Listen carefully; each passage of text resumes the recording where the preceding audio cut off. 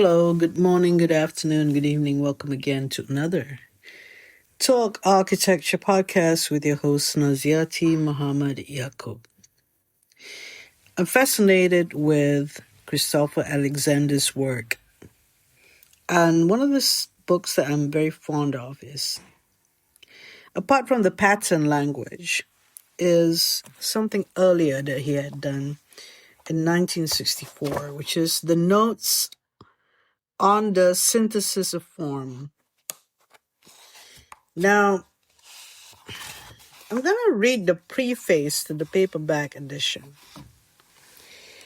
And I'm going to make a commentary as I go along so that we can share this wonderful clarity that Christopher Alexander had presented in this book regarding design. And it sort of made me aware of what architecture drawings are, architecture design processes, and design basically, coming from that background. So the preface to the paperback edition. Today, almost 10 years after I wrote this book, one idea stands out clearly for me as the most important in the book: the idea of the diagrams. These diagrams, which in my more recent work I have been calling patterns, are the key to the process of creating form. In this book, I presented the diagrams as the end results of a long process.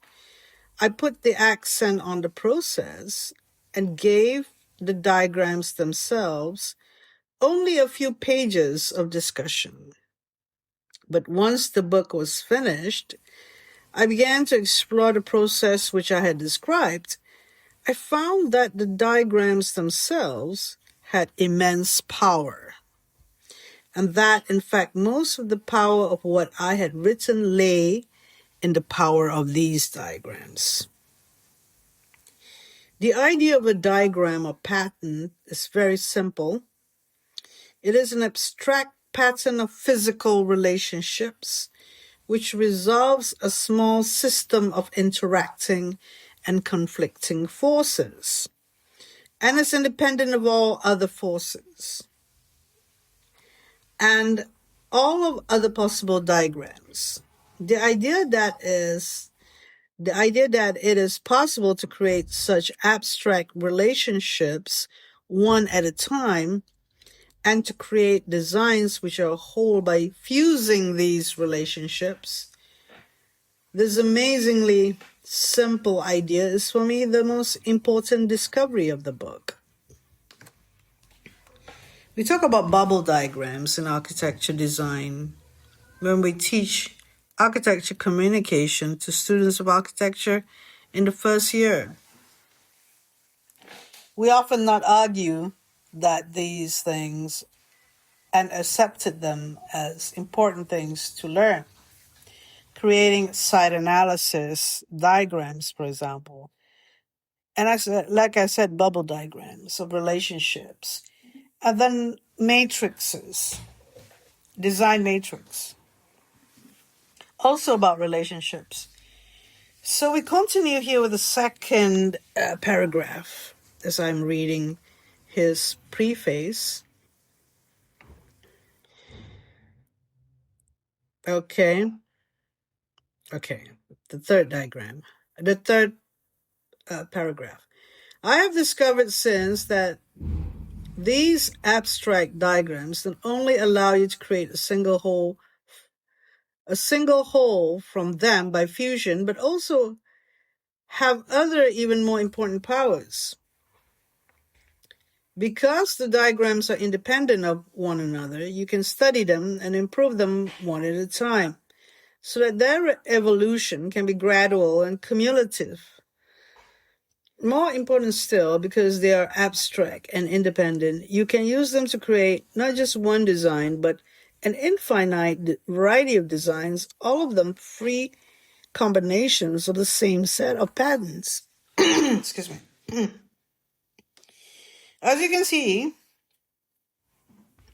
it is the independence of the diagrams which gives them these powers.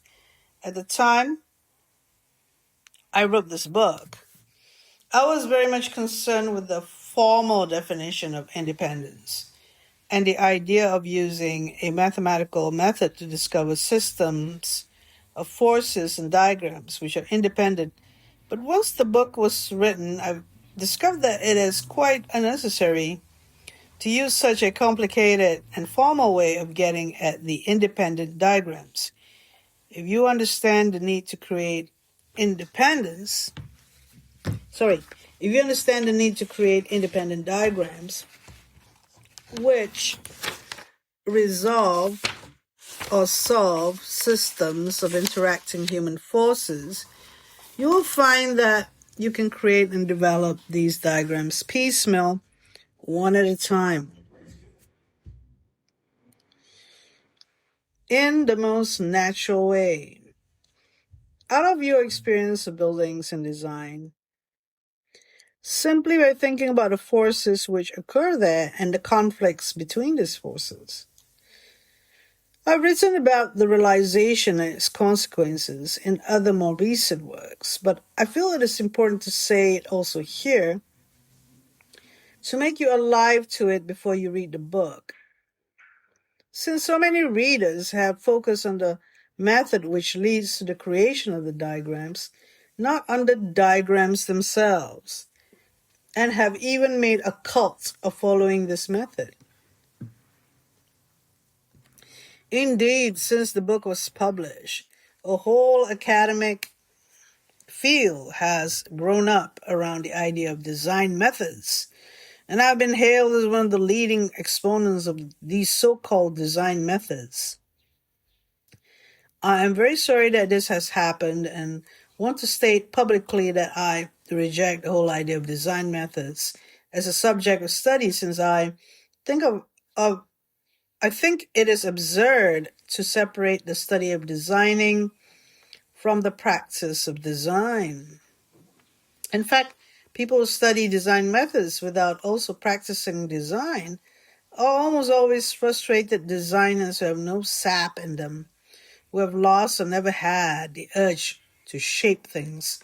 Such a person will never be able to say anything sensible but how to shape things either.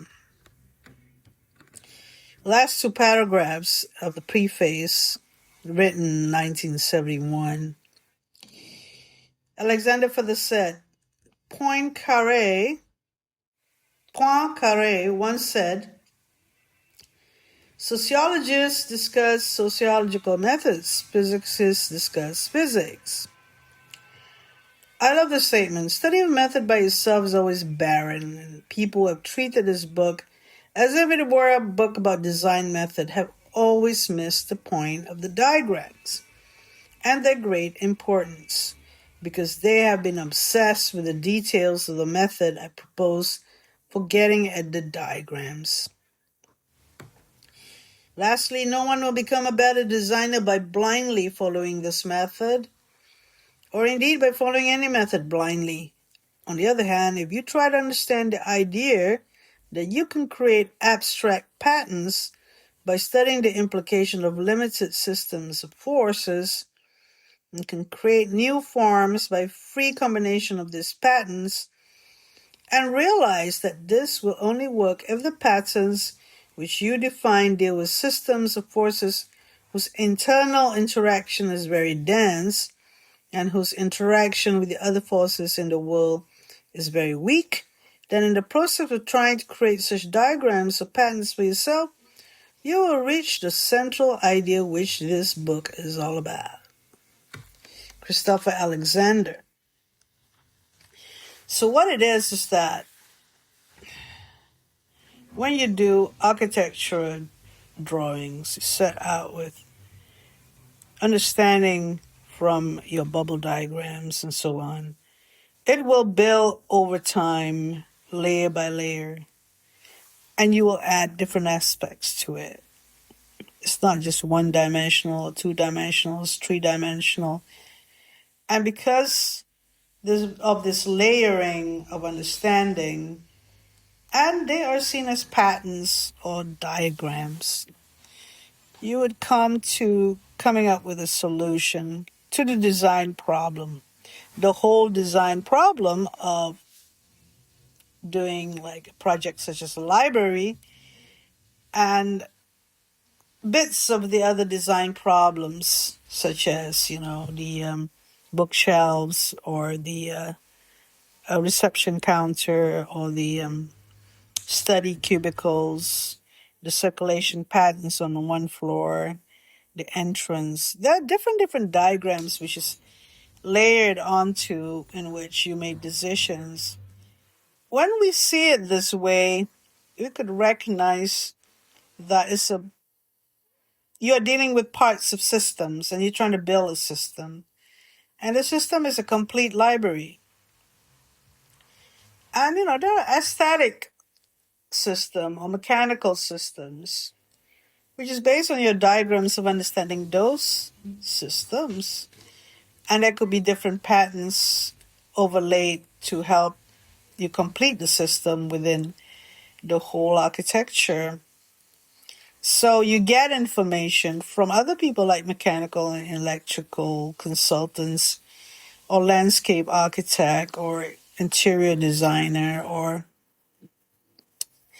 the, shall we say, when you cut a section, the civil and structure engineer. And eventually you'll come up with a diagram, which is a complete whole, which is consisting of many, many diagrams of different aspects to the big diagram of that library design. When we look at it simply like that, the conflicting forces like the cost or something the joints and the cost, Christopher Alexander showed that in later pages about those diagrams. Yeah, how to simplify the design, the performance of the design, and the joints and the costs of it, or the economy aspects. So those conflicting forces of different parts of the library in the different system will eventually lead to your decision of how it's supposed to be solved or resolved. And it's mentioned already by Alexander.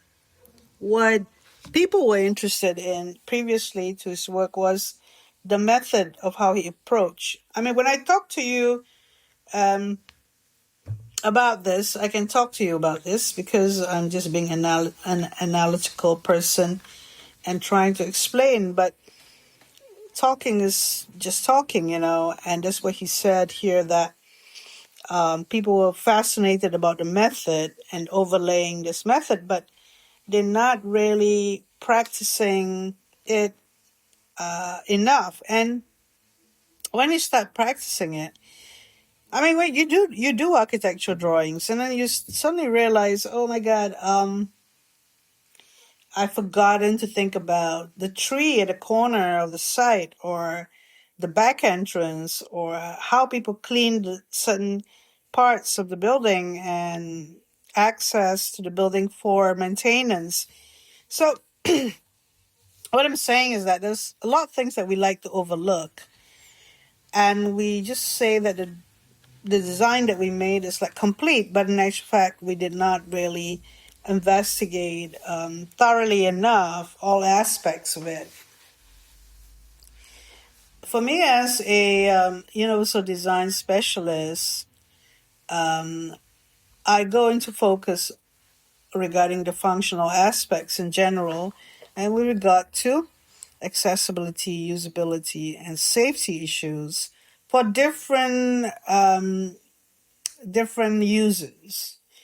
And that's how I go about layering and looking at the diagrams myself of these aspects. Because some buildings, maybe a library or maybe a a hospital or maybe a community center where you'd expect everyone to be using the building. And definitely in the client's brief, it is required for you to be thorough about the those aspects of accessibility and universal design. You go in going over and over the shall we say the shower area or bathrooms or toilets. You go over and say, have I done enough to get a lot of people in? Like 90% of people can use it. I mean, I can go for 100%, and that would be really going deeper and deeper and doing more research. So it's not a mechanical thing or a mechanical process in which it's an approach to design where you are being understanding that diagrams help to understand what the different system come together. And like what I mentioned just now with regard to his diagram of a simple problem of a five-way conflict picture on a typical design problem, it has requirements which have yet to be met. Like I mentioned, the simplicity of the solution, the performance of the solution, the jointing of it, and the economy of it. So maybe I look at more of the performance, but somebody else will come in and say, this is too expensive. So that's the economy of it and the simplicity of it. And I will argue for it to be easily done in this way. And then somebody would come and say, but the joints are not working. Working in collaboration with other people would need to come to find a good fit. A lot of the discussion that Christopher Alexander has in this book, especially in part one, is regarding of the fit to it. The first introduction is kind of long, where he talks about the need for rationality, about 15 pages long, and then he talks about the good fit. Goodness of fit, which is like the ultimate object of design is form. And he talk about form fillings and magnets and how things will come together. The fascination with the work that Christopher Alexander wrote here also come from digital technology people in the computer science and the logic of designing. And I could also talk about the other side of the coin, which is the emotional part of designing, which doesn't make sense as much as this. So we as we're interested in all this when we talk about design, but because I'm thinking about accessibility, usability, and safety, I would talk about the logic more than the emotions. Emotions are specific to individuals' favorite things or their wants and desires, where the logic part of design, like what Christopher Alexander proposed, is more to do the need. So when I give my 2 cents worth of advice, I would follow this more of the needs of people, the requirements needed for different needs or diverse needs, for example. But I personally would love like a different mug or different bowl or a different table to other people. That's in my decision in my own abode, and it's emotional, like the texture or the size. So when we design, we cannot, as designers, as architects, we need to be thinking of the needs, because for public buildings, for buildings for others, rather than we think, oh, we would like to have a red wall suddenly, which is not something that could be create intense sensations for some people who are neurodivergent, for example. So we were not sensitive to the needs, for example. So these are the issues that, when we talk about design, that two different, shall we say, opposing approach to design. So it has a method, what Christopher Alexander is saying, but I believe that Alexander most of all explained it very well with his pattern language and this book, The Notes on the Synthesis of Form, with regard to logical design decisions. At the end of the day, it's decision making, and how you want to serve the public rather than serving yourself. So, okay. We won't go into the debate of signature design here, but we'll just stop it there and just absorb what we have learned so far. Thank you very much.